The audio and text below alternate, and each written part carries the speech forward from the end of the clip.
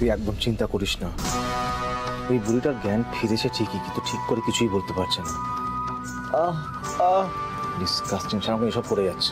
আমি বুঝতে পারছি না ভাই কোথা থেকে কি হয়ে গেল। আমার জাস্ট মাথা কাজ করছে না। ওই বুঝতে মহিলাটা যদি মাঝখানে না আসতো না, এতদিন এই বুড়ি মরে যেত, মেরে ফেলতাম আমরা ওকে। ওর তো হাত নিষ্পিস করছে, মনে হচ্ছে এখনই হসপিটালে গলাটা টিপে মেরে ফেলি। বাবা তুই এত ছটপট করছিস কেন? রিল্যাক্স কর। আরে বাবা আমি তো গেছিলাম, আমি কতটা রিস্ক নিয়ে গেছি তুই একটু ভেবে দেখ তো। হাই আগ্রি, তুই সত্যি ট্রাই করেছিস, কিন্তু রিয়াজ আমি কোনো এনিমিকে খোলা রাখতে পারবো না। আমি বলছি তোকে, যে করে হোক ওদের এই বুড়িটাকে মারতেই হোক। ও করুক, ও করুক, যাই বলুক না কেন, ভগবান যেন কখন কি ভেলকি দিয়ে দেবে, কি বলে দেবে আমার নামে, তো ওকে মাকে যেভাবে হোক মারতেই হবে আমার। বুড়ি এত বয়স হয়ে গেলে কই মাছের জান মনে হচ্ছে তো। হ্যাঁ, কোথায় আমরা ভাবলাম ওই কোমার মধ্যেই চলে যাবে ওপরে চিরকালের মতন, আর কোমার থেকেও ফিরে এলো বুড়ি।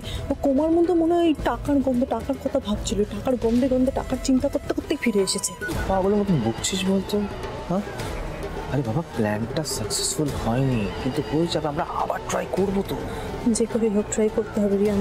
আমি বলছি তোকে, বারবার লুজ বল রাখা যাবে না।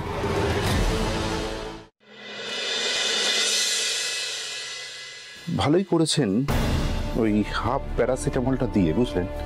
না হলে বাচ্চাদের এরকম জ্বরে যদি টেম্পারেচারটা বেশি বেড়ে যায় তাহলে বিরাট ক্ষতি হতে পারে। তবে আমি প্রেসক্রাইব করেছি মেডিসিন, সেগুলো ঠিকঠাক সময় খাওয়ান।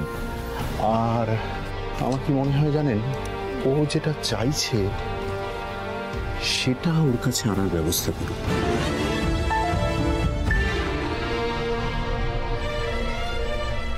দেখুন, ছোটরা খুব সেন্সিটিভ হয়, ওরা পরিস্থিতির সাথে মানিয়ে নিতে পারে না, আমরা বড়রা যেরকম পারি।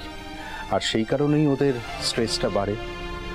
আর ঝলমলের এই জ্বরের কারণটা কিন্তু ওর এই অতিরিক্ত স্ট্রেস।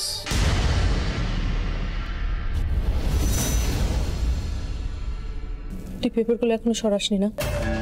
রিয়াঞ্জ বাড়ি যা, গিয়ে আজকে পেপারগুলো সরা। আমি বারবার বলছি তোকে। তুই চিন্তা করিস না, আমি বার করে নেব, ঠিক আছে? এই রিয়াঞ্জ, বাড়িতে বাকিদের কি অবস্থা? বাকিগুলো কি খবর বল না। বাকিদের ভালোই মস্তিতেই আছে, বাট আমার না শুধু একটা ব্যাপারে খুব খারাপ লাগছে, জানিস তো? কি খারাপ লাগছে বুঝতে পারছি না। জ্যাম্বো